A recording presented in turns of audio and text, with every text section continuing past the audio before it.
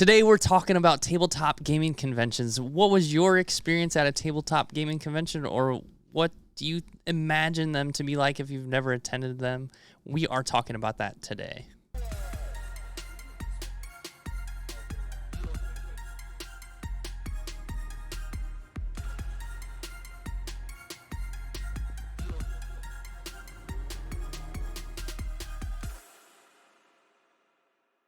This is the Dice, Cards, and Coffee VideoCast. I'm Dustin from BG's Tabletop.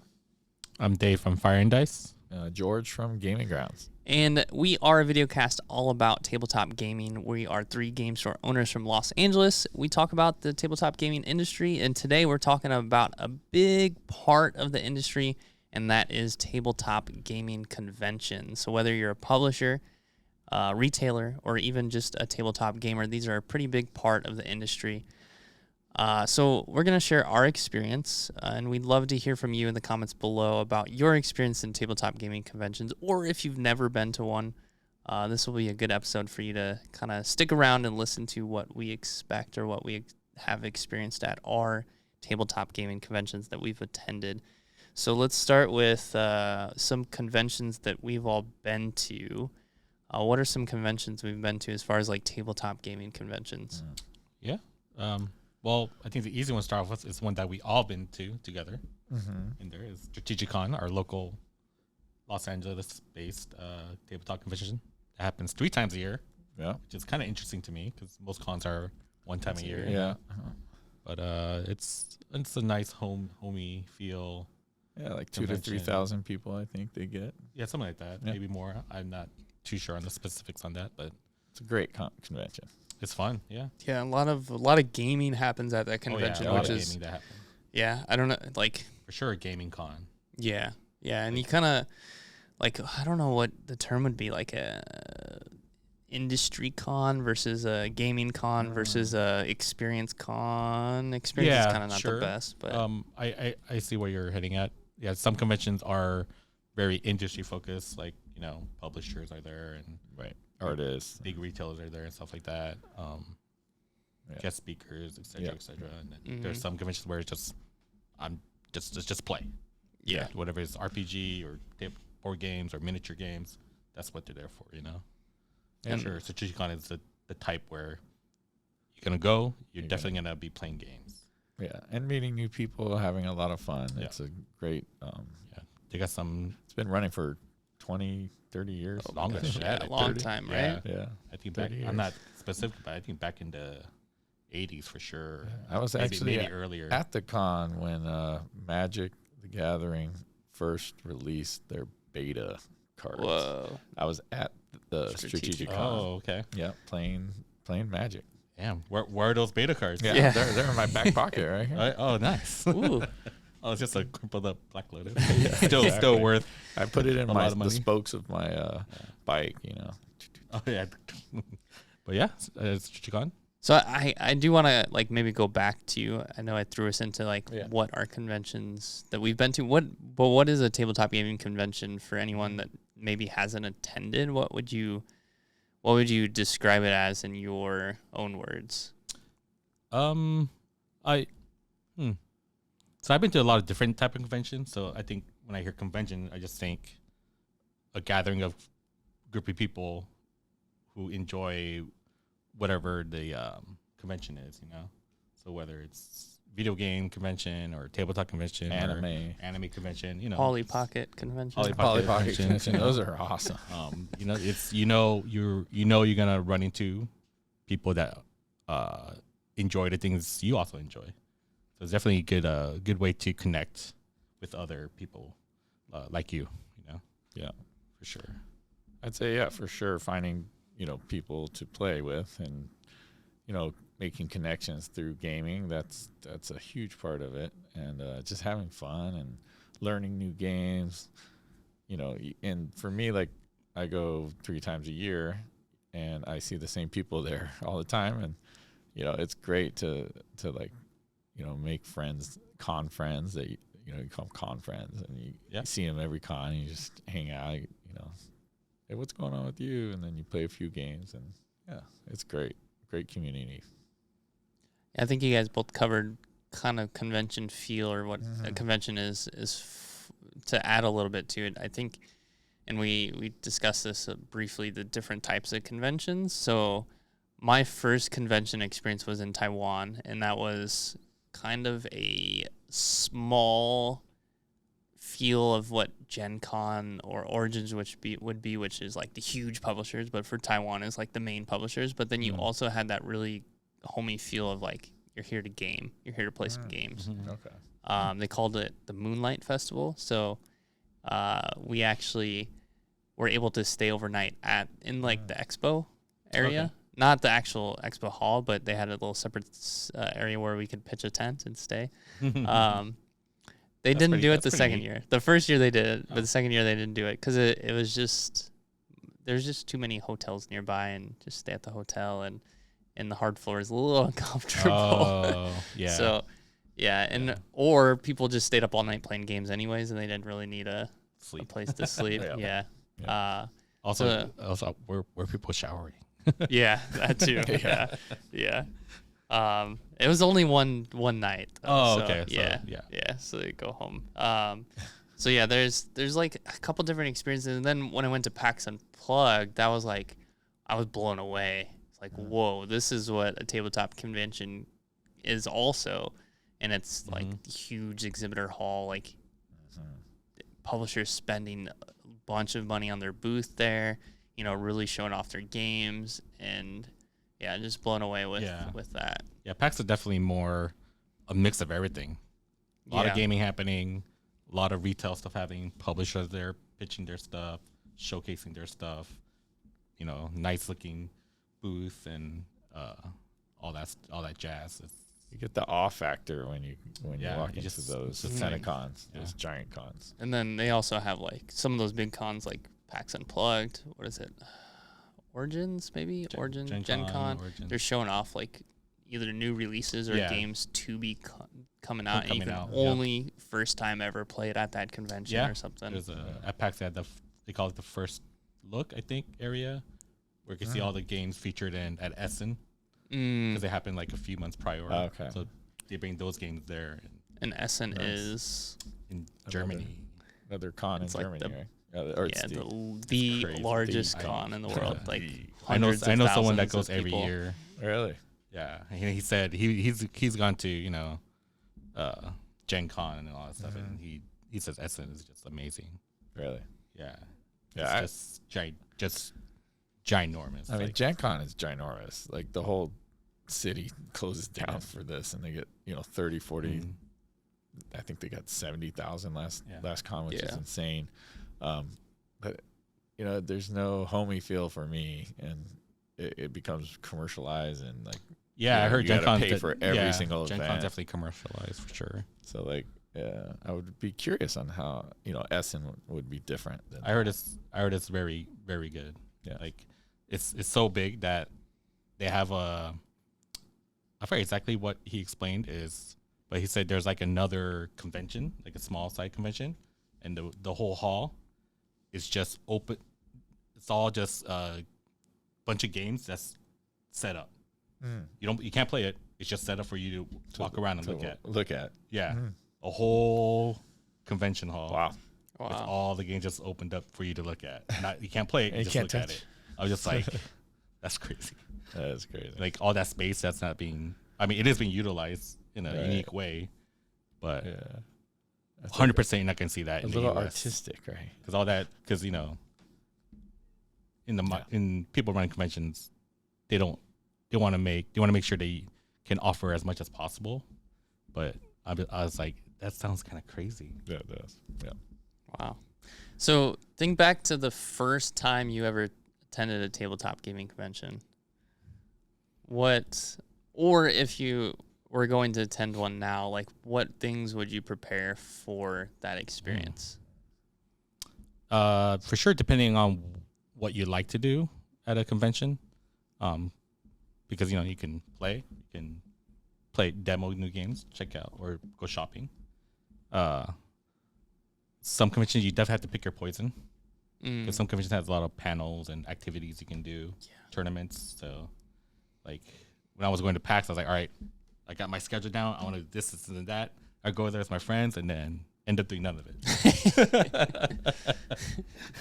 So it just depends. Like, it's hard to do everything. Yeah, I find when I go to Strategicon, I'll play like 4 or 5 games, and then the weekend's over. I'm like, what happens?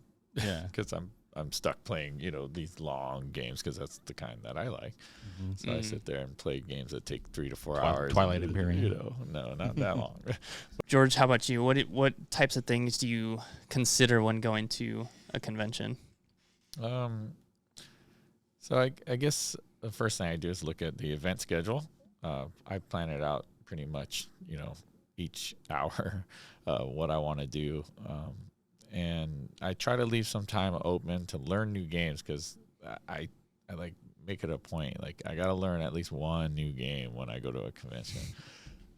Because otherwise I just get stuck playing, the stuff I love to play, which is all right. But I also prepare, food. Of course, I put like some snacks and get all that stuff ready. The other thing I try to do is plan out like some time to go get food because that's like the hardest part, even with snacking. Eating during a convention like sometimes does not happen. So like I like to plan out like, hey, let's stop, let's go get some food, hang out, and then come back to it. Hydrate. Yeah. Hydrate. Lots of like vitamin C and stuff too. Oh yeah. Gotta avoid con crud, they call it. Yeah. Fist bump. Never handshake. Fist bumps. Oh yeah. What's that for? Is that just so you don't get disease? Yeah. Yeah. Less chance to get sick. All right. For me, I like to kind of try to get to any convention I'm going to a day or two early and stay maybe a day later, or at least give myself a day back to recover. Mm-hmm. So it's been a while since I've been to a convention for fun because I do Strategicon, and we do booth. Yeah, booth. And I've done Gamma, which is like kind of half for fun, half business. Yeah. And so, but the priority at Gamma is setting my agenda based on business, right? Like I need to check out these publishers. I need to go to these panels. I need to learn more about this stuff because maybe we're going to carry this line in our store. But then I do get a little bit of chance of playing games. But then a lot of like playing games at Gamma for me. And Gamma, for anyone not familiar, it's like the trade convention. It's like industry only insiders, retailers, publishers, media. But even playing games, like publishers treat those game nights as a preview more than like a full playthrough. I mean, they might do that at other conventions too, but then there's also just areas just to go play the full game. But they understand that's what we want as retailers. We just want the high level overview of this game, maybe play a round or two and then move on because we have to, see a lot and figure out what we're doing for our store and what to carry. But then, I really love going to the city early and exploring the city. Like I love doing that. I know Gamma was in Reno. So I like to play poker. So I usually spend some time playing poker there. But now it's going to be in Louisville, Kentucky. So horse racing. I'm not really a gambler, so I wouldn't do horse racing. Wait, you like playing poker, but you're not really a gambler. Yeah, I like horse racing. Poker. Yeah, I don't like to gamble so much. I like to play. You like to have. You usually like to have. Let's just put it plainly. You don't like losing. Like poker. You like to have some sort of decision making. Yeah, not just like I'm gonna just bet on this. Game of skill that is involved. Still some skill involved. And then I definitely need a day to recover. Like, whether that's for sure just a chill day in the city and I'm like just hanging out, or that's a good idea. a day back to recover. Okay. Which my wife is the opposite. She'll conventions definitely can be exhausting. For sure. Yeah, conventions are. Well, I think very tiring. It's a great idea to go to a place and check it out before, because like I go to Gen Con, Indianapolis, and I hardly even get around. It's like I'm in there playing games, in the hotels and the convention halls and all that. I don't really get to see the city, and I think making a concerted effort to see some of the city beforehand or even after is actually a great idea. Yeah, the very first PAX Unplugged that happened in Philly, me and my friend, we went 2 days early actually. Oh, cool. Philly's awesome. We checked out obviously all the Liberty Bell and all that stuff, and then checked out an old jail. Like, it was very, very cool. What'd you do to get in there? Unfortunately, we had to pay to get in there. Oh yeah, pay to go to jail. But it's interesting, you know, and then a lot of great places to eat, you know. Yeah, food too. Yeah, love food. Love You know, food. there's a lot of stuff you can find there. You can't find here. You know, everyone makes certain things differently. It's just, I think for sure, going to convention is traveling, and part of traveling is checking out the city, what they offer, you know, all that stuff. I also like to check out the game stores in the cities. Oh, like when I went to Reno, I went to every store. It's also research too, like business wise. I'm like checking out, okay, how do they do this? What do they do that? What games are they carrying? What games kind of look like they've been sitting on their shelf for a long time too? Like, so it's always good to go look at other game stores. If you're the type of person who would like to shop at convention, for sure, bring a slightly bigger suitcase. Because buy stuff. Yeah, buy stuff to bring it back to you. Yeah. I know some people, they'll just box it up and ship it, local FedEx or UPS, but I know some people, they'll have a big suitcase and put a smaller suitcase in that suitcase. So when they leave, they have that extra suitcase to put the games in. That's smart. So that's another thing you can think about. Yeah. So one other topic I want to ask is like what is your favorite thing about a convention? What are you most excited about when you go? For me, while you guys are thinking, it's the expo hall. I love the expo hall, and I kind of try to plan. I mean, of course, it's not the only thing I like to do, but I plan, if it's a 3-day convention, day one is just I'm walking past every booth, not really stopping.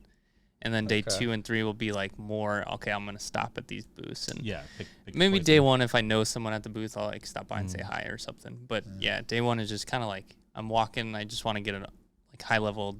These are the people are here. These are the games. These are the, different booths. And then day 2 and 3 is like, okay, I'm going to, explore a little bit more at each particular booth. Yeah. Kind of same for me. Most of these cons, they do start Friday or Thursday, and then usually the first day has the least amount of people, so it's a little bit more, all the booths are more accessible, I would say, before it gets super crowded. I shoulder to shoulder, got to wait in line to talk to someone in the booth. So getting there early and is definitely a beneficial thing. I like to, same thing, peruse around the expo hall, and then see, oh shoot, this publisher has a new game out, I really want to demo it. So that's like my first thing on the docket before it gets too crowded. Like at the recent PAX, Star Wars Unlimited was there. I was like, all right, I definitely want to try out the game. So that was one of my first booths. I went and played it. That's a good future episode. Huh? That's a good feature episode. Star Wars. Oh, Star Wars. Yeah, it's new card game coming out in March. But so for sure having a list of publishers you want to hit up at the expo is a good thing to do. Like, it's a must. I want to try the game out. Yeah, for me, I like the expo halls. I like going through them, but for me, the purpose is to play games. So games. So that's like what I'm most excited for when I go. Like just getting that time to sit, play games. Don't have anything else to really worry about. And, I like the more competitive games. So I like sitting there for a couple hours strategizing and, Yeah, that's fun too. That's probably number 2 for me. Yeah. Expo hall and then gaming. Yeah, gaming. More tournament vibe. Yeah. Right. I like tournaments. Like I want to win something. Yeah. Or just, yeah. I mean, I like winning, obviously. But, you don't do it all the time, obviously, when you play games. Yeah. Yeah, unfortunately, I didn't get to play any of the scheduled tournaments at PAX, but the first 2 years I went, if you won, they gave you a medal. Oh, nice. Yeah. So I wasn't sure if they was doing the same medal or maybe a different medal, but that's one thing I, didn't get to do the previous one because it was just so much bigger and it was just so crowded. Yeah, I heard it was so really crowded this year. I was like, I did not expect it to be that crowded. Well, we are talking about tabletop gaming conventions, but we are also planning a tabletop convention. So let's go into our convention segment for this episode.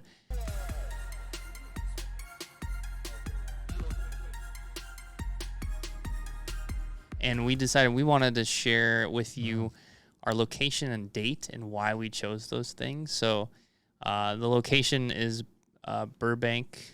I always mix up the hotel names because The Marriott. the Marriott. Yeah. I'm gonna have to learn It's that. a hotel / convention center. Yeah, it's actually a really cool space, so we're excited for it. Yeah, we toured it like 2-3 months ago now. Probably I longer. think so. Maybe 4 months ago. Yeah. 4 months. Wow. Yeah. Yeah, really awesome space. Really perfect for like a first year convention. And they also mentioned that like a lot of first time conventions are hosted there for Los Angeles. We're in LA, so Los Angeles is the Burbank airport right next to the convention center, which is kind of one of our goals with our convention. We want to be a travel convention, something that people easily feel accessible worth for people to fly into.